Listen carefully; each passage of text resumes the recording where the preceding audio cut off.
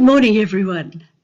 My name is Erica Booker, and on behalf of my two colleagues, Ju-Young Shi and Rhonda Boyle, I'm honoured to be able to speak to you today about the important issue of hand size and piano keyboard. I do wish we were able to be physically with you today, but we're grateful that technology can partially overcome the tyranny of distance. In today's presentation, there'll be three parts. I'll be providing some relevant background, including the history of keyboard size, the PASC, Pianists for Alternatively Sized Keyboards movement, and the DS Standard Foundation. Ju-Young will be describing the recent Sydney University study about the connection between handspan and different sizes of keyboards on EMG activity in pianists. Rhonda will provide the bigger picture about the real problems associated with today's one-size-fits-all keyboard. And I look forward, and she will look forward and speak about how things could unfold in the future. But first, I'd like to ask you some questions.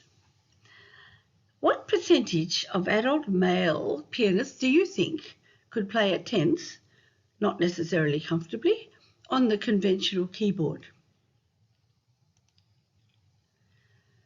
What percentage of adult female pianists do you think can play a tenth on the conventional piano keyboard? And the last question is, in our Sydney study, there were 24 pianists who played the three different size keyboards, the conventional keyboard with a 6.5-inch octave, and two smaller sizes with 6-inch and 5.5-inch octaves. Their handspans ranged from small female to average size male. Of course, most were relatively unfamiliar with the alternate sizes, but how many of the 24 pianists do you think said that they preferred the conventional keyboard? These questions will be answered later for you. Now we'll look for a brief history of keyboard sizes. Throughout the 19th century, a wide range of sizes and structures in keyboard instruments coexisted. In the earlier part, instruments were lighter, smaller, and they had a softer tone, and recitals, of course, were necessarily more intimate.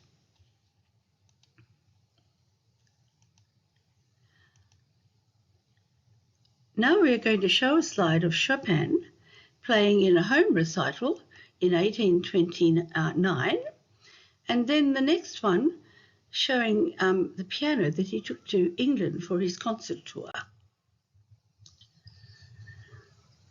Now this is an interesting photo because it shows the proximity of the audience to the keyboard, to the performer. We do know that these earlier pianos, as we said before, were lighter, and the keys required less effort to play, approximately 25 grams, it's estimated, and our current keyboards are double that. And the drop of the keys was shorter. All of these factors made the piano easier to play, and the piano widths were not standardized at this time, so pianists would have been used to playing and composing on all sorts of sizes of keyboards. This is the piano that Chopin chose to take to England for his recitals. It's already looking larger. It was 20 years later, in 1848. And we know that most of the keys were about 6-inch octave size again, and they still had this lighter action, making them easier to play.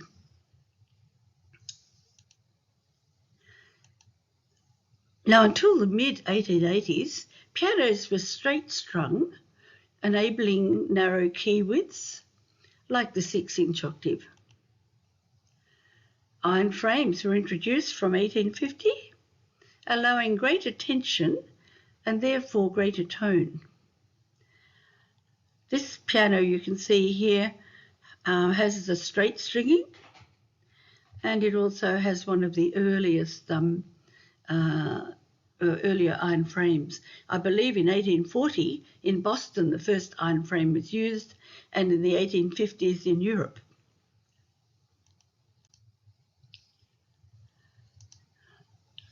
Now, in the 1800s for women, gender roles were very strict.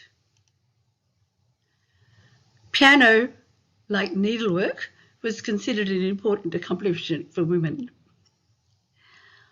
They were not encouraged to actually perform outside the home, but girls and women were often became teachers, and they performed in the home to entertain families and apparently potential suitors as well.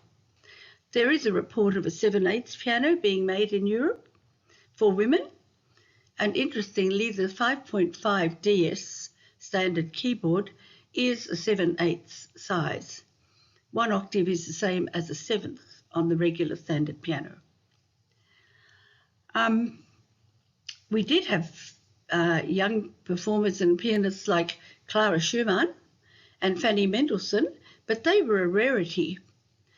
And you can see the piano this lady here is playing is quite a small instrument compared to the grand piano in the background. On the contrary, men were encouraged to perform in public and became virtuosos.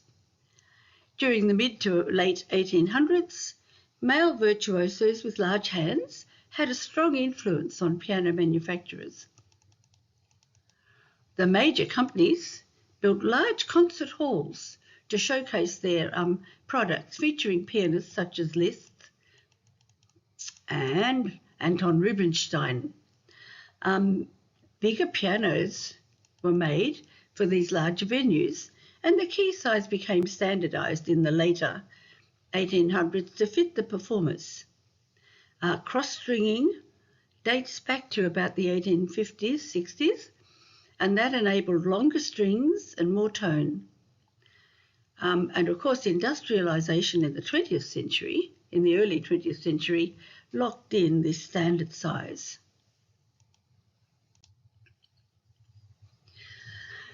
Now a bit about pianists for alternatively sized keyboards. I think many of you are familiar with this, and if you want any more information, look at the website paskpiano.org. PASK is a global network of pianists and health professionals and teachers. It's been pushing for many years to change the one-size-fits-all for keyboards. It's committed to sharing information that indicates how unsuitable today's large keyboard is for the majority of pianists. Today's keyboard is best suited to adult males with large average hand sizes. Most women, children, and a sizable proportion of men are handicapped by this large keyboard, especially those who aspire to play a wide range of repertoire and jazz, and in fact any music involving large chords and octaves. PASK is run entirely by volunteers and was conceived in 2013 at a piano pedagogy conference in Australia by Rhonda, Professor Carol Leone, visiting from the Southern Methodist University in Dallas, and me. The sort of worldwide advocacy couldn't have got off the ground if it weren't for the 20th century internet, which enables people to get information all around the world and to connect with each other. That's what we're doing now. And you can see my head, covers our little PASK emblem, but we'll be seeing that again in a moment. Now we're speaking about the DS standard for keyboards. The conventional 6.5-inch octave keyboard is part of the DS standard, plus 2 smaller sizes. And here we see them. The 6.5-inch the 6-inch and the 5.5-inch. This is the logo that we use for the PASC movement, and it also indicates David Steinbühler's DS standard sizes. The DS, which is actually the Donaldson-Steinbühler Foundation, was created from David Steinbühler's acoustic keyboard retrofit business in 2018. David has been making keyboards since the 1990s, originally with the Canadian Chris Donaldson. Many universities, especially in the USA, have DS keyboards available, and the foundation loans DS keyboards to universities and music schools all around the world. It's important to say, here's a close-up of the actual action and keyboard of the DS 7/8 or 5.5-inch. You can see that the action is exactly the same as any regular action, and it fits the regular part of the piano. The only part that's smaller is the keyboard, and you can see the engineering that enables it to fit onto the action, and that's where the skill is in enabling that contrast to take place. Thank you, everybody. That ends my presentation. I will now hand over to Juyang Shi, who will give you his analysis and information of the Sydney Piano Study. Thank you. Thank you, Erica, for your well-covered opening. Hello, everyone. My name is Juyang Chi, and in the next part, I will briefly talk about our popular study results on the size of handspan and piano keyboard regarding the issues of fitting pianists to pianos. Because the keyboard size on the piano nowadays is usually the same width, which is defined as 6.5 inch by measuring 7-foot wide keys. However, for piano players, the width of handspan varies individually. A demographic study has shown that the majority of female pianists and a quarter of males have the stretch of handspan considered to be small for the conventional piano keyboard. So, for example, if you look at the pictures on the top left, the small hand is stretched a lot to reach 2 notes across 8 wide keys. But the picture on the right, you can see a bigger hand doing the same thing, seems quite relaxed on the keyboard. Some studies have indicated that for pianists with small hands, they are more likely to encounter higher physical playing demands and being disadvantaged of performing techniques which require to stretch their hands. So being small-handed, especially when you are playing professionally, the technique difficulties can be a real problem and lead to reduce the choices of repertoire that are comfortable to play. And it's very likely for them to push their hands to the limits to play those physically challenging pieces for better performance capacity, and therefore exposing themselves to a higher risk of having performing-related muscular disorders and becoming chronically injured or, in the worst scenario, interrupting their performance career. And from another angle to look at this topic, given the fact that human hands vary enormously in size, some other instruments like violin and flute have different sizes to choose from according to the player's age and body size.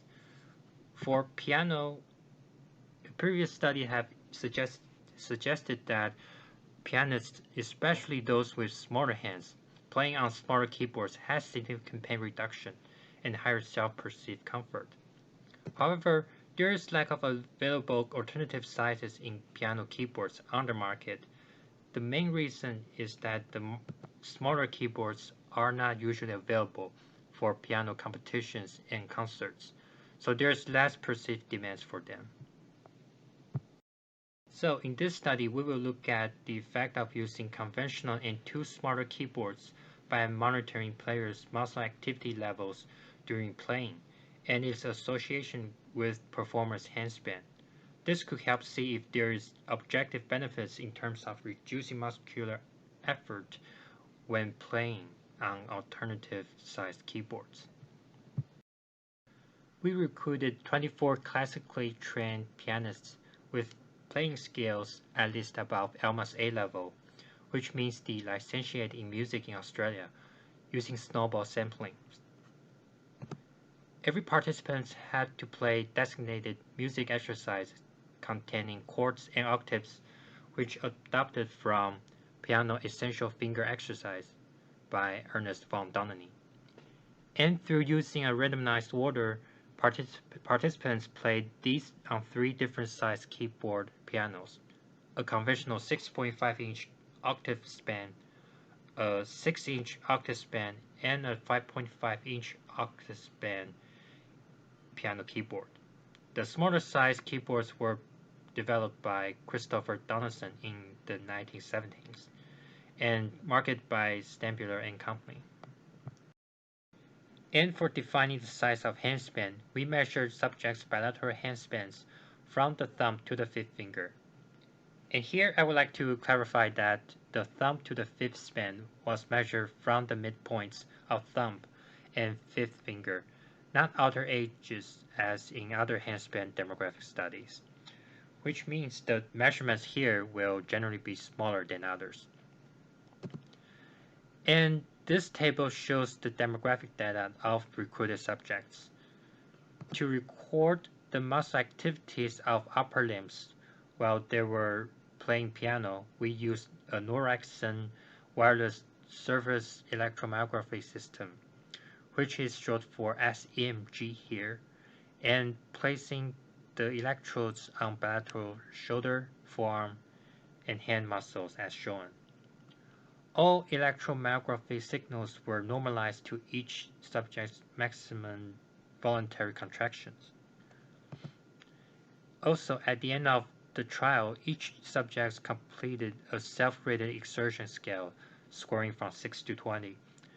The higher the score means the harder they felt playing on each keyboard.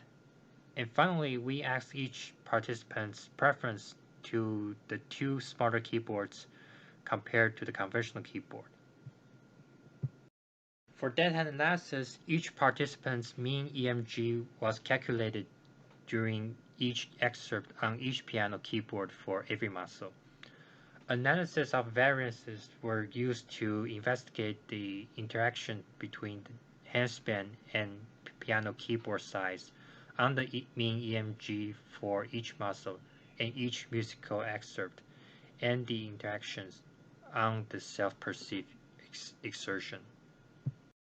The result has a lot to intake, but here I would just like to walk you through the key findings of our investigation. First, we found that most of the higher muscle activities emerged in the distal limbs, which are forearms and hands during playing. So we focused on these muscles in the forearms and hands, and then found there seems to be correlation between the handspan and the 3 keyboard sizes. Therefore, we decided to further look into the association between handspan and keyboard size on mean EMG changes. To do this, each participant's average EMG was calculated as a ratio.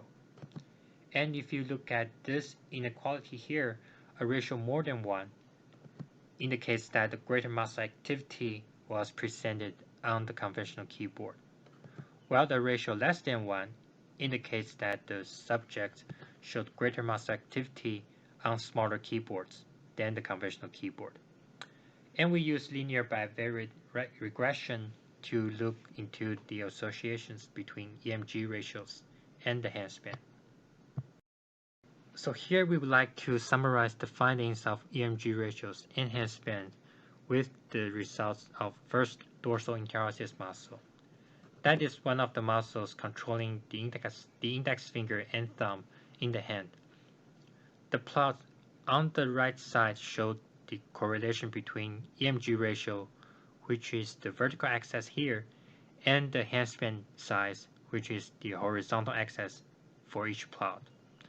The black trend line and dots represent the EMG ratio of conventional keyboard to 5.5-inch keyboard, and the orange ones are the ratios of conventional keyboard to 6-inch keyboard.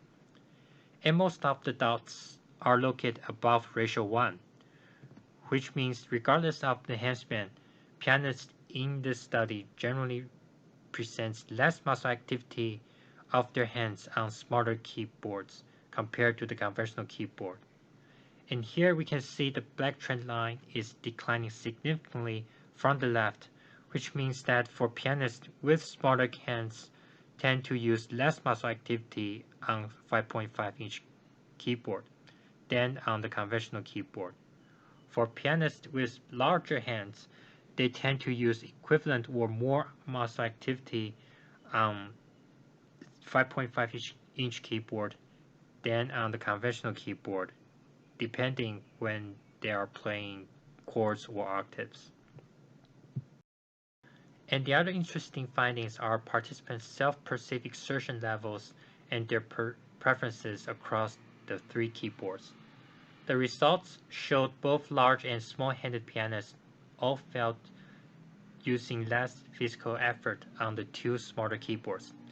However, the preference to either one of the keyboards is distinct. The 5.5-inch keyboard was the one that pianists with smaller hands preferred over the conventional keyboard. But for pianists with larger hands, they preferred the conventional one over the 5.5-inch. Yet, if comparing the 6-inch keyboard to the conventional keyboard, almost all participants liked the 6-inch more than the conventional one. And in discussion, we found from the results is that the keyboard size may effect on the EMG, which suggests that generally using a smaller keyboard, particularly the 5.5-inch one, could reduce the distal muscular loads while playing chords and octaves. And there is some evidence show that an interaction effect between the handspan and keyboard size on distal muscular loads, suggesting smaller-handed pianists may benefit more than large-handed pianists on the reduction of muscular loads during chords and octaves performance. And finally, both handspan groups of pianists evidently perceived much less exertions on 5.5-inch keyboard. However, 5.5-inch keyboard was less preferred by the large-handed pianists than 6-inch keyboard. It is possible that participants' familiarity plays a big role in the overall effect on the use of smaller keyboard. So here are some notes for the future study. Based on the data from the study, it is suggested that more sophisticated EMG sensor setups should be used to collect hand muscles EMGs, as high variation in muscle activity signals, since these are small muscles, and the hands move a lot during playing. And the study time frame should be longitudinally longer. Also, it would be more interesting to see the results from different playing tasks such as legato, broken chords, or arpeggios, etc. The takeaway message from the study is that small-handed pianists use smaller keyboards could reduce distal muscular loads while playing chords or octaves. And being familiar with a smaller keyboard could be crucial and takes time. And the last but not least, this study supports that an one-size-fits-all approach is not likely to be ideal for pianists. The availability of alternative-sized keyboards will appear to be most safe and fair solutions for optimal performance. To sum up, the preliminary EMG findings suggest small handspan pianists may benefit from using reduced size keyboards in terms of decreasing muscle exertion during performance of chords and octaves. Further research with a larger sample size would be useful to corroborate results. And now I will pass it to Rhonda to show you more comprehensive ideas about today's subject.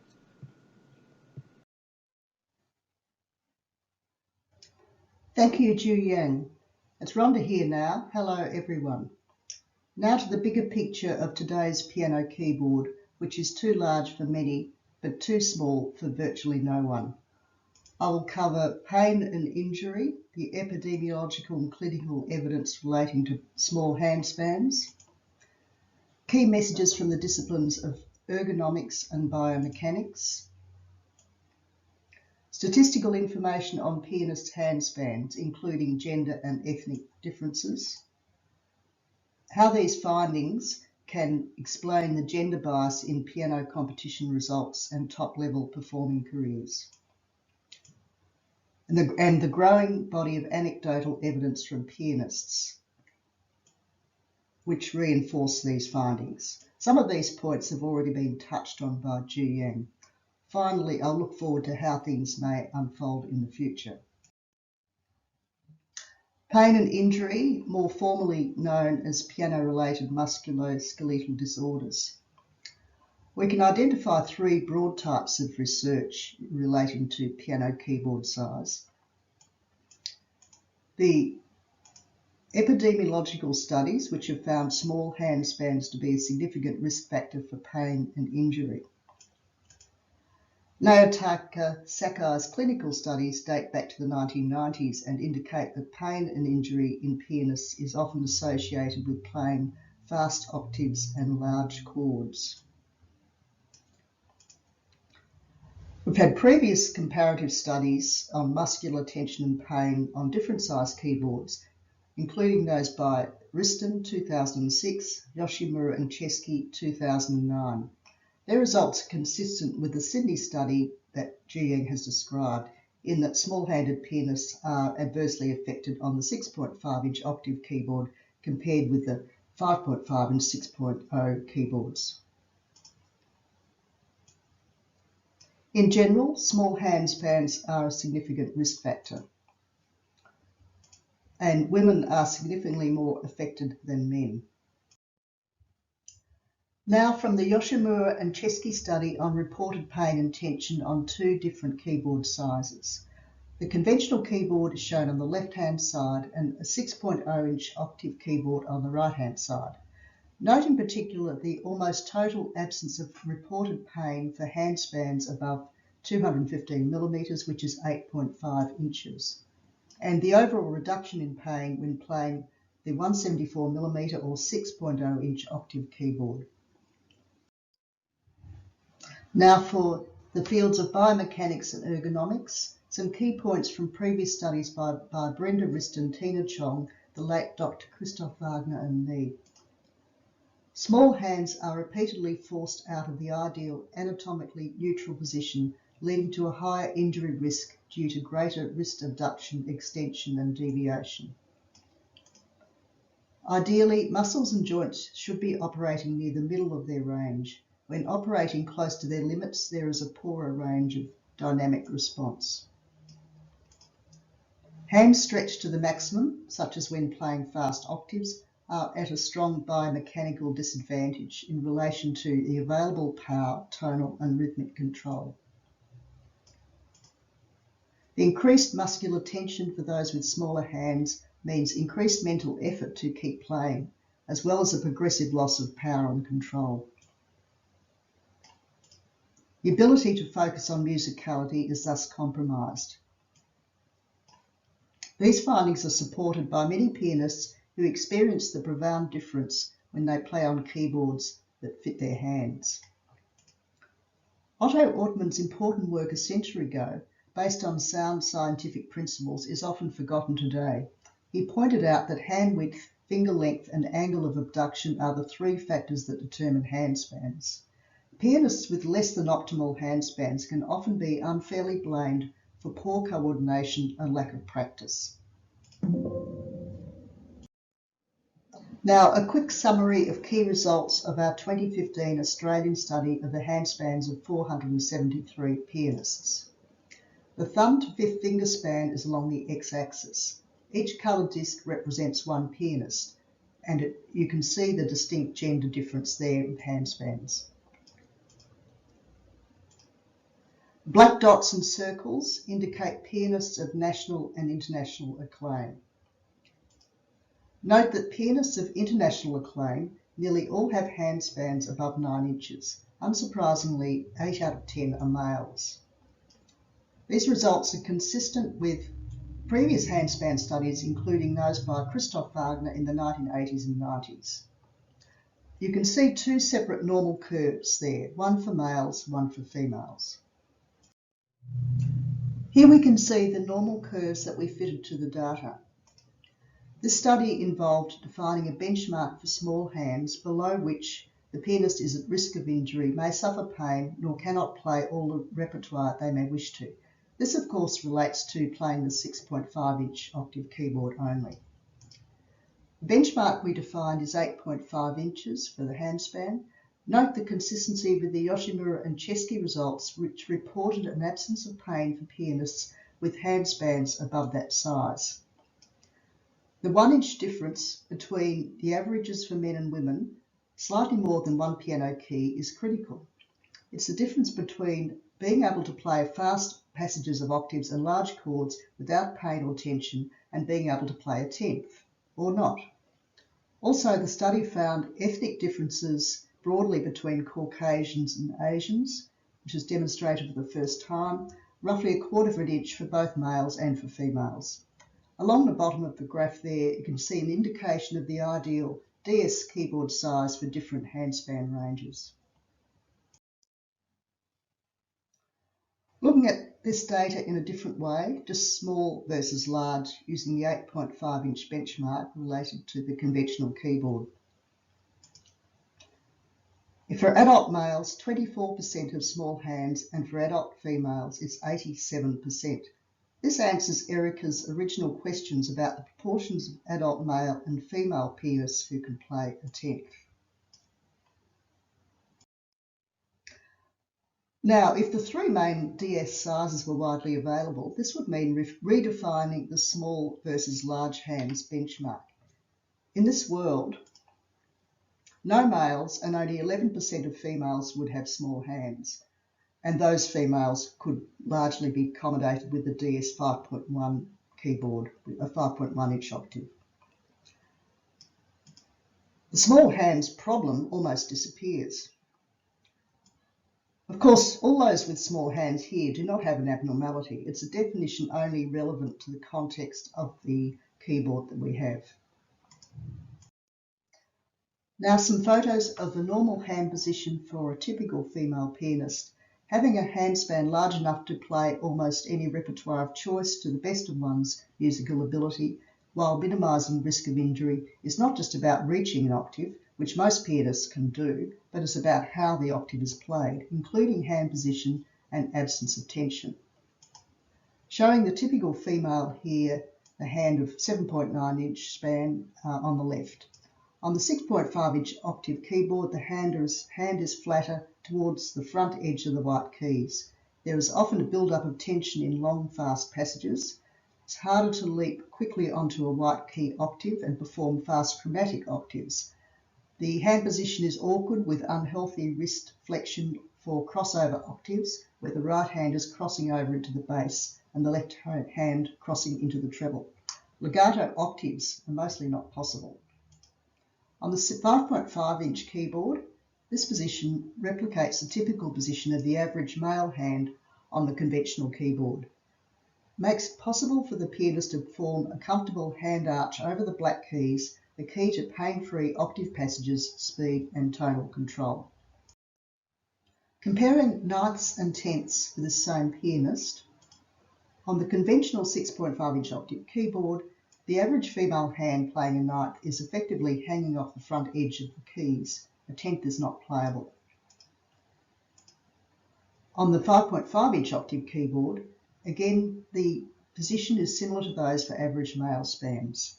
The average gender difference in hand spans is 1 inch, very similar to the width of one white key, so the DS 5.5 size effectively levels the playing field.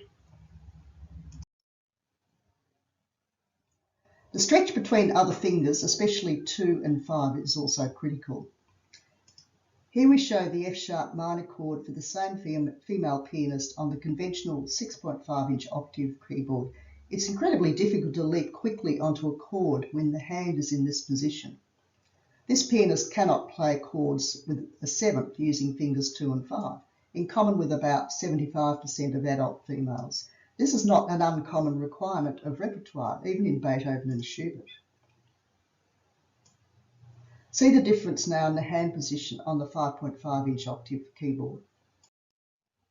A bit of context now relating to pianists' perception of small hands and their success as concert artists, showing the 2 bell curves again. People who casually talk about small hands often do not define what they mean. Those on the left-hand side are almost never seen on concert platforms.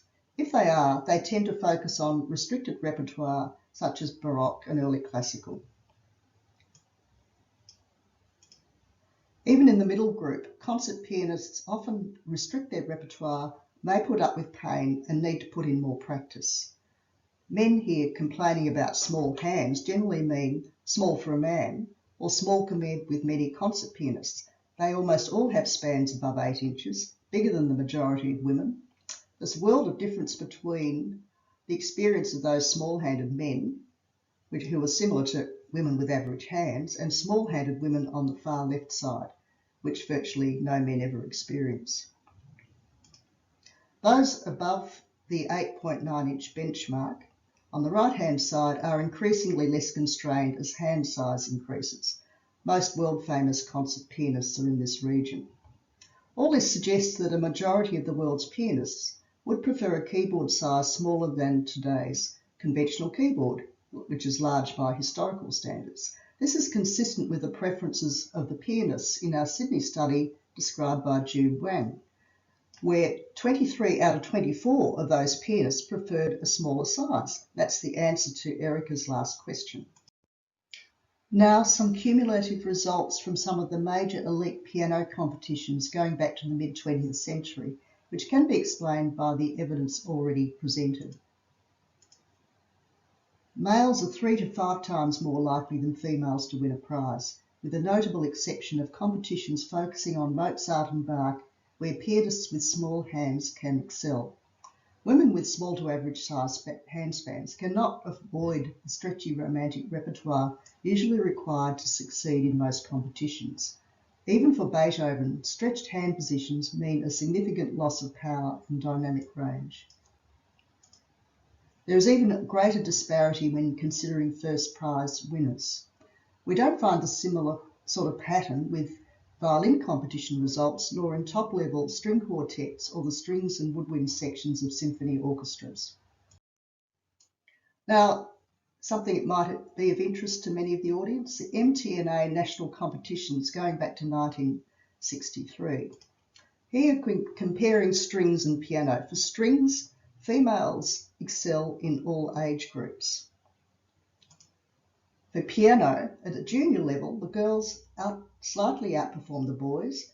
They're more or less equal among the 15 to 18-year-olds, but are very underrepresented at the senior level. What has happened to all those missing girls who won the junior category? These statistics do not support a common assumption that you often hear that adjudicators must be biased against females. The growing body of feedback from pianists who play or have played on narrow keys is entirely consistent with the other evidence already discussed. This chart illustrates the flow-on effect from a keyboard that is too large for a pianist, starting with muscular tension and technical obstacles, to limited repertoire, inferior musicality, reduced comfort, and longer learning times. The end result is that many pianists lose motivation and give up, whether they are amateurs playing for their own enjoyment or those who have the potential for a professional career. So we have fewer active pianists. Looking at this from a business perspective, fewer pianos and keyboards are being sold than otherwise might be. Now, some other key messages from pianists. Those who play on narrower keys for the first time suddenly find that they have the mental space to focus on musicality rather than just getting the notes. This is not something that many understand until they experience a keyboard that fits their hands. Pianists can adapt quickly to alternative sizes. Most can play the 6.0 inch octave almost instantaneously and can adapt to the 5.5 within an hour. Those who play all sizes regularly, like Carol Leone, can easily swap between sizes. There are a couple of short videos that show Carol and also Linda Gould swapping easily between keyboards. The links are shared in the handout. And finally, playing alternative sizes does not make it difficult to go back to the conventional keyboard. In fact, a pianist often notices improvements on the 6.5 inch octave keyboard as they have learnt to eliminate some of the tension.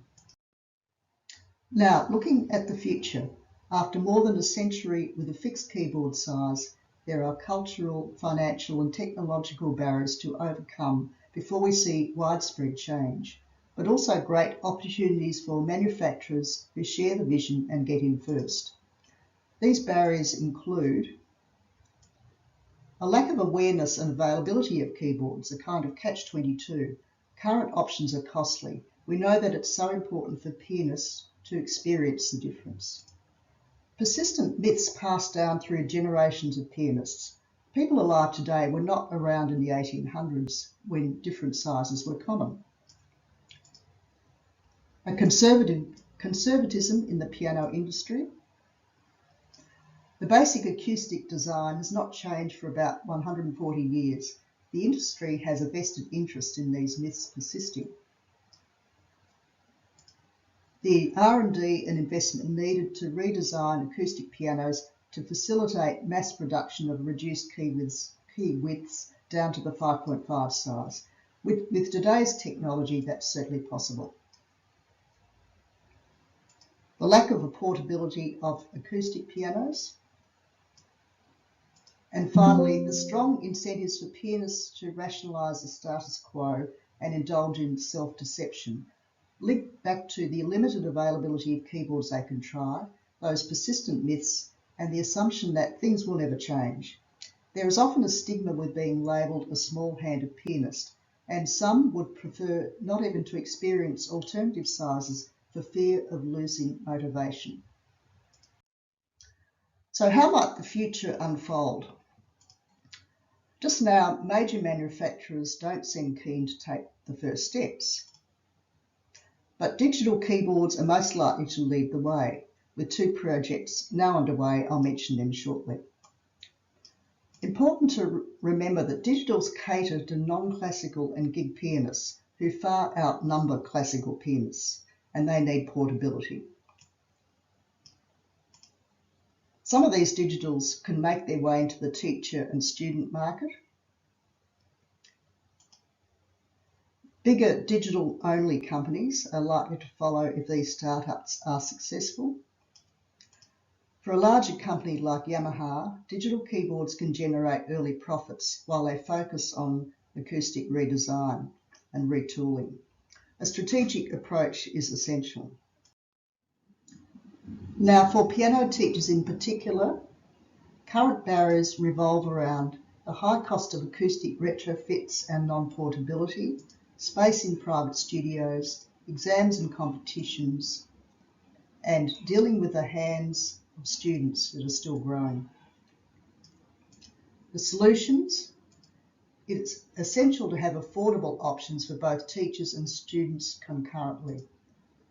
Quality 88-key digital keyboards are critical, being both affordable and portable.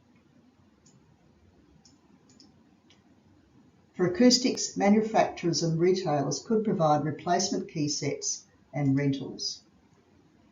In concert venues, replacement actions can be changed in minutes, and this has already happened in the Dallas International Piano Competition. Two digital startups are now gearing up for production.